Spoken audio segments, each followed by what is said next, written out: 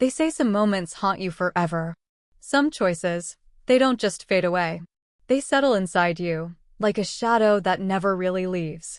It's been 2 years since that night, 2 years since everything changed. And no matter how hard I try to move on, I still hear the echoes. The buzzing of my phone, the pounding of my heart, the silence that followed. I should have never let it happen. I knew better. I told myself I had control. But in that moment, I wasn't thinking. Or maybe I was thinking too much. Maybe I was thinking about all the nights I spent waiting for a husband who never came home on time. All the dinners that went cold. The text messages left on read. The kisses that became pecks. The I love yous that started to sound more like habits than feelings. I was thinking about the way he used to look at me, like I was the only woman in the world. The way he used to pull me close, whisper my name, touch me like I mattered. But that night, I wasn't his wife. I was a stranger to him. Just another person living under his roof. Just another obligation. And for the first time in a long time, I wanted to feel seen. I wanted to feel wanted. That's when I made the worst mistake of my life. It started small. A harmless message. A laugh that lingered a little too long. A look that meant nothing, until it meant everything. And before I knew it, I was standing in that dimly lit hotel room, staring at my phone, watching his name flash across the screen. My hands were shaking. My breath was uneven. I knew if I answered, everything would change. I knew if I didn't, it already had. I wasn't supposed to be there. I wasn't supposed to feel what I was feeling. But it was too late. And the worst part? I wasn't even sorry. They say regret comes later. That in the moment it feels right. But I knew from the second the door closed behind me that I had crossed a line I could never uncross. I should have walked away. I should have never let it happen. But in that moment, I wasn't thinking. And now? Now I have to live with what I did. And if you think you know what happens next, trust me, you don't. Subscribe to Heartfelt Tales Unfold for more real-life confessions that will leave you speechless. David and I had been married for 8 years. 8 long years. It's strange how time can turn love into routine, passion into obligation, and words into noise. At first, we had it all, the late-night talks, the stolen kisses, the kind of love that made the world disappear. But somewhere along the way, things shifted. He got busier. I got lonelier. And little by little, we became strangers. I told myself it was normal. That marriages go through phases. That love, real love, isn't always fireworks and grand gestures. But what happens when the spark is gone, and all that's left is silence? David was successful, driven, always working, always planning. His mind was full of deals, deadlines, and late-night meetings that never seemed to end. He provided everything, a beautiful home, financial security, a life that looked perfect from the outside. But inside those walls, I felt invisible. I was no longer his wife. I was a duty, a role. Someone to manage the house, schedule appointments, and make sure there was food on the table when he bothered to come home. And when he did, he was there, but not really. He'd eat in silence, scrolling through his phone, nodding absent-mindedly as I spoke. At night, he'd turn off the light, roll onto his side, and fall asleep within minutes. No kiss, no touch, no warmth. I tried to tell myself it wasn't that bad. That maybe I was expecting too much. That love wasn't about constant affection. But then why did I feel so empty? And why did someone else's attention feel like air to a drowning woman? Ethan, David's best friend. The man who had always been around. The one who made me laugh when David barely noticed me. The one who asked how I was doing and actually waited for an answer. He was charming, warm, the kind of man who could make a woman feel like the most important person in the room. And maybe that was the problem. Because one night, I realized I liked the way he looked at me. It started with a dinner. Nothing unusual. Just the three of us. David, as usual, was distracted, checking emails, barely engaging in conversation. I don't even remember what I was saying, but halfway through my sentence, I noticed Ethan watching me. Not just watching. Like he saw me. really saw me. It was subtle, but something shifted in the air between us. A tension. A charge. The kind that shouldn't be there. And for the first time in years, I felt beautiful. Desired. I told myself it was nothing. Just my imagination. But that night, when I climbed into bed beside my husband, I felt an ache I hadn't felt before. Not just loneliness. Longing. And that was the beginning of everything. It started with disappointment. David had promised a weekend away, just the two of us. He said he needed a break too, that we'd reconnect, that he missed me. And I believed him. I packed my bag, planned my outfits, even bought new lingerie. A foolish, desperate hope flickered inside me, like maybe this time, things would be different. But then, just hours before we were supposed to leave, my phone buzzed. A text from David. Work emergency. Can't make it this weekend. I'll make it up to you. I stared at the screen, my stomach twisting. Make it up to me. The same thing he always said. The same empty promise he never kept. I sat on the edge of our bed, my packed suitcase still open beside me.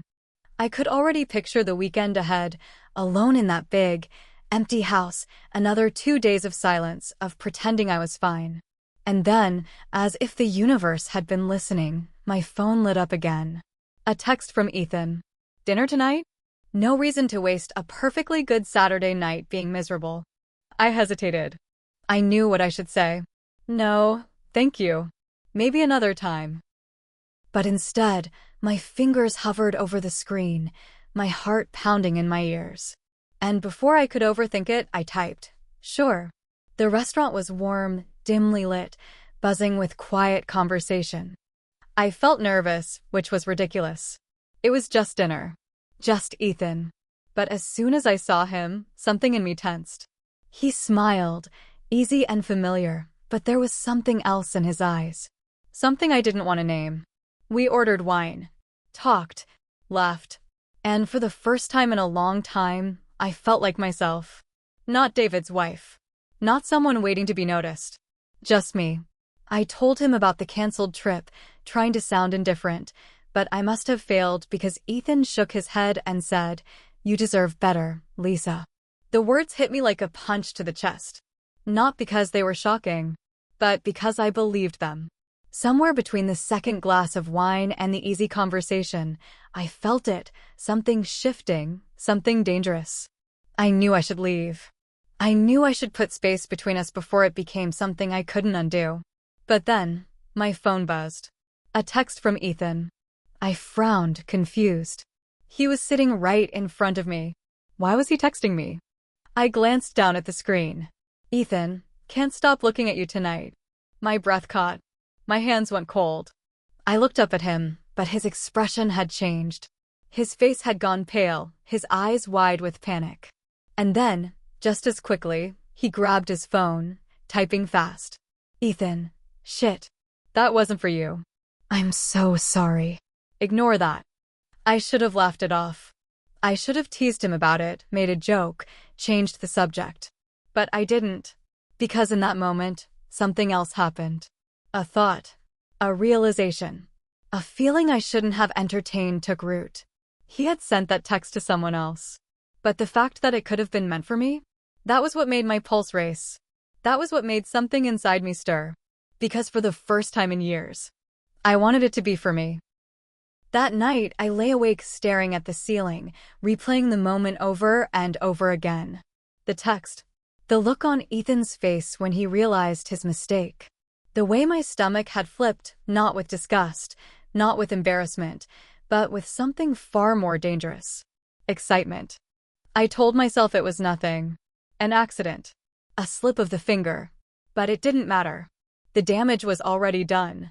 A crack had formed in the foundation of everything I thought I knew about myself. I wasn't supposed to feel this way. But I did. I rolled over and glanced at David. He was asleep, his back turned to me, the way it always was these days. I tried to remember the last time he had looked at me the way Ethan had tonight. I couldn't. I wanted to feel guilty. I should have felt guilty. But instead, all I felt was warmth. A quiet thrill, like I had just discovered something I wasn't supposed to see. And then the thoughts started. It's not like I've done anything wrong. I hadn't crossed a line. Not really. I hadn't touched Ethan. I hadn't kissed him.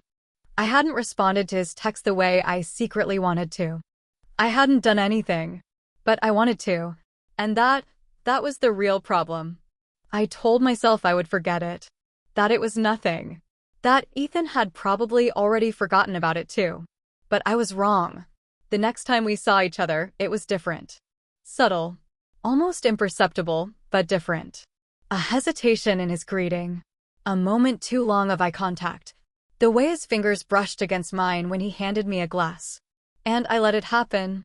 No, worse, I encouraged it. Not with words. Not even with actions. But with silence.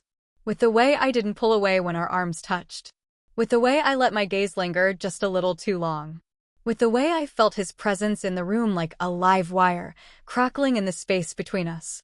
This wasn't supposed to happen. But the more I told myself that, the more I wanted it to. I couldn't stop thinking about him. Lying in bed beside my husband, I thought about the way Ethan had looked at me. I thought about the way he listened, really listened, when I spoke. The way he laughed at my jokes, the way he leaned in when I talked, the way his voice dipped just slightly when he said my name. I thought about what would have happened if that text had been meant for me. Would I have stopped him? Would I have let it happen? I squeezed my eyes shut, trying to push the thought away. I loved my husband. Didn't I? But what kind of love was this? A love of obligation? A love of routine? A love that felt more like loneliness than comfort? I turned onto my side, watching David's back rise and fall with steady breaths. I could count the number of times he had touched me in the past month on one hand. And I wasn't imagining it anymore. The disconnect between us was real. And the more I felt it, the more I craved the attention I wasn't supposed to want. The attention that, whether I admitted it or not, I was already seeking. Because something had already shifted. And deep down, I knew. This wasn't going to stop here. It started with a storm. The kind that shakes the windows, rattles the walls, and makes the world outside feel like it's unraveling. David was away on another business trip, this time in Chicago. He barely mentioned it before he left, just a passing comment in the morning before disappearing for his flight. No goodbye kiss. No, I'll miss you. Just the quiet hum of our marriage falling apart in real time. The rain had been relentless all evening, thick sheets pounding against the roof, the occasional flash of lightning illuminating the empty house. I sat on the couch, staring at the muted TV, trying to ignore the silence, the loneliness pressing against my chest. Then, the lights flickered. A second later, darkness. My breath caught, my pulse spiking. I reached for my phone, my fingers cold against the screen. No power meant no Wi-Fi, and the signal was weak. The thought of spending the night alone, trapped in the storm, made my stomach twist. And without thinking, I dialed the only number I knew by heart besides David's. Ethan. He answered on the second ring. Lisa? The sound of his voice made me exhale, like I'd been holding my breath all day. The power's out, I said, trying to sound casual. And David's not home. A pause. Then, do you want me to come over? I should have said no. I should have laughed it off and told him I was fine. But I didn't. Yeah, I whispered. 15 minutes later, there was a knock at the door. Ethan stepped inside, shaking the rain from his jacket. His hair was damp, his skin cool from the night air, and when he looked at me, something flickered in his eyes. Something I didn't want to name. I handed him a towel, trying to ignore the way my pulse sped up when his fingers brushed against mine. I probably overreacted, I murmured. I just hate storms. You don't have to explain, he said. I'm glad you called. We moved to the couch, a bottle of wine between us. The candlelight flickered against the walls, casting soft shadows over everything. And then, the conversation turned. Maybe it was the wine. Maybe it was the storm. Or maybe it was just inevitable. But suddenly, I was saying things I had never said out loud. I don't even know if David sees me anymore, I admitted, staring at the deep red in my glass. It's like I could disappear, and he wouldn't notice. Ethan was quiet for a long time. When I finally looked up, his jaw was clenched, his fingers gripping the glass tightly. "You deserve more than that, Lisa," he said. Something cracked inside me. The words felt like permission. Like validation for everything I had been feeling but had been too afraid to say. And before I could stop myself, I asked, "Have you ever felt that way? Like, you're just there? Like you don't matter?" He exhaled sharply, shaking his head. "Every damn day." I swallowed hard. "With who?" His eyes met mine, and there was something raw in them, something that made my breath hitch. "Does it matter?" he said softly. It did. But I didn't ask again. Silence settled between us, thick and heavy. The rain pounded against the windows, the wind howling outside like it was trying to drown out whatever was happening between us. And then, he reached for me. It was slow, hesitant, like he was giving me time to pull away. I should have moved, should have laughed it off, should have done something to stop what was happening. But I didn't. His fingers brushed against my cheek, warm and steady. I leaned into his touch before I could stop myself. And then he was closer. Close enough that I could feel his breath. Close enough that if I moved even an inch, our lips would touch. I felt my heart beat in my throat, a dizzying mix of fear and longing. This was it. This was the moment. 1 second. One decision. And nothing would ever be the same again. Then I pulled back. The world snapped back into place like a rubber band stretched too far. I stumbled to my feet, shaking my head. "This is wrong." Ethan closed his eyes, exhaling sharply. "I know." Silence. The air between us crackled, charged with everything we had almost done. Finally, he nodded. "I should go." And just like that, it was over. Or at least, it should have been. But the truth was, something irreversible had already begun. Days passed, but nothing felt the same. Ethan and I hadn't spoken since that night. We avoided each other like we had made a silent, mutual agreement to pretend nothing had happened. But we both knew the truth. Something had shifted. Something dangerous. I told myself it was for the best. That what almost happened between us was a mistake, a moment of weakness that I couldn't afford to indulge in again. And yet, every time I closed my eyes, I felt the warmth of his breath against my skin. I replayed the way his hand had lingered just a second too long. The way my body had betrayed me, leaning into his touch before my mind could stop it. I wasn't the kind of woman who did things like this. At least, that's what I kept telling myself. But then, David came home. He walked through the door late, suitcase in hand, looking exhausted. I had almost forgotten he was coming back today. Almost. I greeted him with a kiss on the cheek, like we were two coworkers exchanging pleasantries instead of a married couple reunited after a week apart. He didn't seem to notice. Or care. But then, as he set his bag down, I saw it. A small, elegant jewelry box peeking out from the side pocket of his briefcase. I stared at it for a moment too long. Jewelry. He had bought me jewelry. A small thrill ran through me. It had been so long since David had given me something just because. Maybe this was his way of making up for lost time. Maybe I had been wrong all along. Maybe he did still love me. That fragile hope carried me through the night. Until I found the receipt. I wasn't looking for it. I had been tossing his dirty laundry into the hamper when I spotted it on the nightstand. A simple slip of paper, half crumpled, almost as if he had meant to throw it away, but changed his mind at the last second. Something told me not to look. But I did. And that was the moment my world cracked in two. 2 necklaces. 2 different sizes. 2 separate charges. My hands shook as I reread the receipt, my mind racing with possibilities. One was for me. The other wasn't. I felt something heavy lodge itself in my chest, thick and suffocating. I had spent years believing I was the neglected wife, the one left behind, the afterthought. But what if I wasn't the only one? What if David had been slipping away from me, not because he was too busy, not because he had lost interest, but because there was someone else? Someone younger? Prettier? Someone who wasn't just a wife, managing his house and keeping his schedule? The thought sent me reeling. I clutched the receipt so tightly my knuckles turned white. And then, Before I could stop myself, I picked up my phone. I didn't think. I didn't hesitate. I dialed Ethan. I didn't tell him why I called. I didn't have to. He answered on the first ring, his voice laced with something unreadable. Lisa? I need to see you. Silence. Then, a slow exhale. Are you sure? I wasn't. I was furious. Heartbroken. Desperate. But in that moment, none of it mattered. I just needed something. Anything to drown out the ache clawing inside my chest. Yes, I whispered. The moment I saw him, I knew this was different. This wasn't an accident.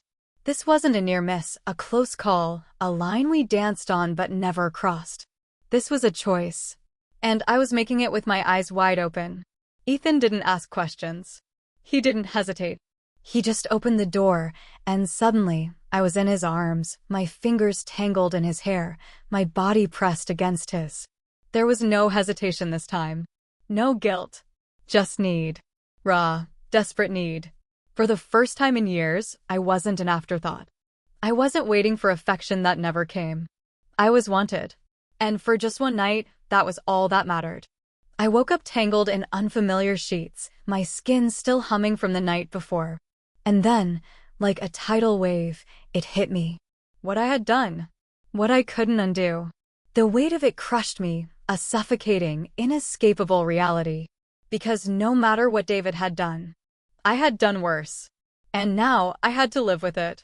Sunlight streamed through the blinds, cutting through the darkness, pulling me back into reality. For a moment, I didn't move. I lay there, wrapped in sheets that weren't mine, in a bed that wasn't mine, in arms that weren't my husband's. And then, like ice water thrown over my body, it hit me. What I had done. I shifted, slowly pulling away from Ethan's warmth. My heart pounded in my chest, the weight of my actions suffocating. This wasn't a fantasy anymore. This wasn't a game of stolen glances and almost crossed lines. I had done it. I had stepped over the edge, and now there was no going back. Beside me, Ethan stirred. His eyes fluttered open, hazy with sleep. And then, as if he could feel the shift in the air, his expression changed. I saw the exact moment reality hit him too. Neither of us spoke. We didn't need to. Because we both knew this was the biggest mistake of our lives. I sat up, gripping the sheets tightly around me. My throat felt tight, my stomach twisted in knots. This never happened, I whispered. Ethan didn't argue. He just ran a hand down his face and nodded. This never happened, he repeated. But we both knew that was a lie, because it had happened. And now we had to live with it. Walking into my house felt different. Like I had dragged something dark and heavy inside with me, something I couldn't shake off. David wasn't home yet. That gave me time. Time to shower. Time to bury my guilt beneath layers of normalcy. Time to look at myself in the mirror and pretend I wasn't someone else now. Because I was. The woman staring back at me wasn't the same woman who had stood here yesterday. She had cracks now. Cracks that could never be undone. I busied myself with little things, straightening the pillows on the couch, wiping down the kitchen counters, even though they weren't dirty. I just needed something, anything, to make me feel normal again. But no matter what I did, I couldn't get rid of the feeling that I had ruined everything. Then, hours later, the front door opened. David was home. I froze, my hands gripping the edge of the sink, bracing myself for whatever was about to happen. He walked in, dropped his suitcase by the door, loosened his tie. And then, he kissed me. It was so simple. So casual.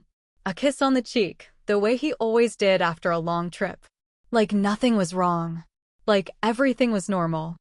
I forced a smile, my heart pounding. "Missed you," he said, shrugging off his jacket. I could barely get the words out. "Missed you too." I studied him carefully, looking for signs. Looking for the guilt, the unease, the weight of betrayal. But there was nothing. David was acting completely normal. No signs of nervousness. No hesitation. No guilt. And suddenly, the thought crept in. What if I was wrong? I swallowed, my mouth dry. I saw the receipt. David frowned, distractedly checking his phone. What receipt? The one for the necklaces, I said, forcing my voice to stay even. 2 of them. Different sizes. For a split second, my heart stopped. Then he laughed. Not a nervous laugh. Not the laugh of a man caught in a lie. A real, genuine, harmless laugh. Oh, that. He shook his head. One was for you, and the other was for my sister's birthday. I told you she wanted something simple this year, remember? His words hit me like a punch to the gut. My breath caught. I stared at him, my mind struggling to process what he was saying. The second necklace wasn't for another woman. It was for his sister. David never cheated. But I did. I felt the blood drain from my face. My stomach twisted so violently I thought I might be sick. He kept talking, completely unaware that my entire world had just shattered beneath me. And I stood there, nodding, smiling, pretending. Because what else could I do? I had spent years feeling like the victim. Like the woman left behind. Like the one being betrayed. But I wasn't the victim. I was the villain. And now I had to live with it. That night I lay in bed next to David, staring at the ceiling, feeling like I couldn't breathe.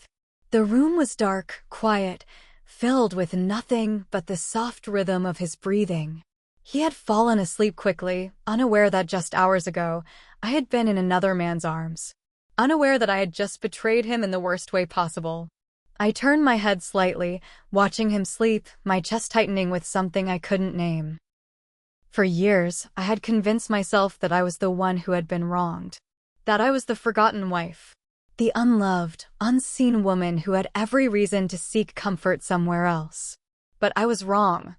I had destroyed my marriage over a misunderstanding. A stupid, careless assumption. David never cheated. He was never unfaithful. He had been working. Busy. Distracted, yes, but not unfaithful. And now, I had done the one thing I never thought I was capable of. I had crossed the line. I had given myself to someone else. I gripped the edge of the blanket, my nails digging into the fabric as the weight of my choices crashed over me. What had I done? I wanted to take it back. I wanted to rewind time, erase every moment that led up to that night, undo every touch, every kiss, every whispered word exchanged in the dark. But I couldn't, and now I had to live with it. The next morning, I went through the motions. I made coffee. I kissed David on the cheek as he left for work. I smiled when I was supposed to, nodded when I needed to, played the part of the faithful wife, all while feeling like I was suffocating inside my own skin. Every time David looked at me, I felt like he could see through me. Like the truth was written all over my face. But he didn't suspect a thing. That was the worst part. He trusted me.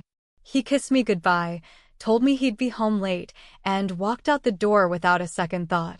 And I stood there, watching him leave, knowing I had ruined everything. I wanted to confess. The words burned at the back of my throat, clawing to get out. David, I need to tell you something. I made a mistake. I slept with someone else. But every time I even considered it, I felt paralyzed. Because what would happen if I told him? Would he leave? Would he hate me? Would he look at me with disgust, the way I already looked at myself? Or worse, would it break him? I had spent so long thinking David didn't care. But what if I was wrong about that too? What if telling him didn't just end our marriage, but destroyed him? Could I live with that? Could I carry this secret for the rest of my life? Or had I already lost everything the moment I let Ethan touch me? I didn't know the answer. But as I stood there, gripping my coffee mug with shaking hands, I knew one thing for certain. I would never be the same again. I sat at the kitchen table, staring at the untouched necklace in its velvet box. David had placed it in my hands last night, his expression warm, his voice filled with a kind of quiet affection I had convinced myself no longer existed. I saw this and thought of you, he had said, kissing my forehead. I know I don't always show it, but I appreciate you, Lisa. More than you know. I had smiled, swallowed back the lump in my throat, and told him I loved it. But now, in the harsh light of morning, I couldn't even bring myself to open it. It felt like a crime scene. Evidence of my betrayal. A reminder of the life I had just ripped apart with my own hands. I had two choices. I could tell David the truth. Confess everything. Let him decide if he could ever forgive me. Or I could bury the secret so deep inside me that not even time could unearth it. Live with the guilt. Carry it alone. But could I? Could I sit across from him every night, eat dinner together, sleep beside him, knowing what I had done?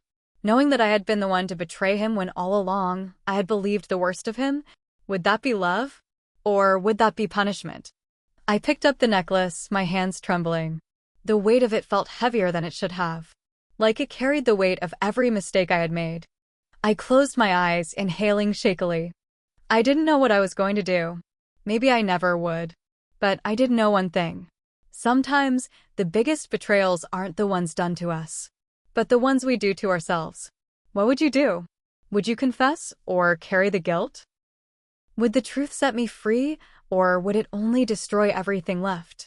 Drop your thoughts in the comments below. And don't forget to like and subscribe for more shocking real-life confessions.